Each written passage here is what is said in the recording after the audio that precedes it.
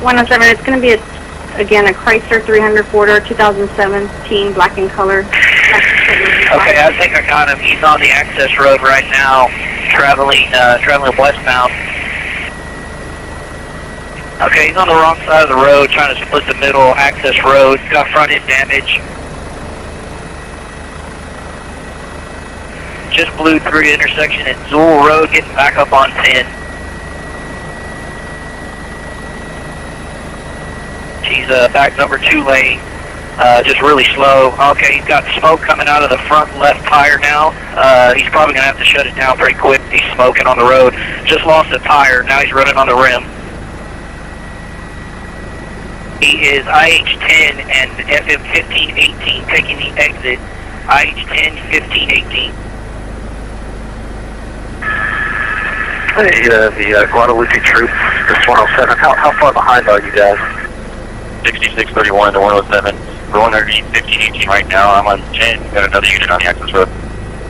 Okay, 10-4. He's still slow rolling it, coming up to Frudenberg Road, still on the access. Heads up, guys. He looks like he's getting out. He's under the floorboard, guys. Under the floorboard. Be careful. Be careful. Under the floorboard, guys. Watch it. Taking up a defensive position, guys.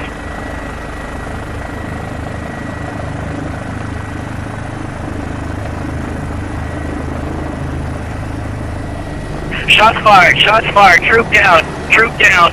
Let's get EMS en route. Troops down. Got a handgun. Troops down. It's gonna be a small caliber weapon. Small caliber weapon.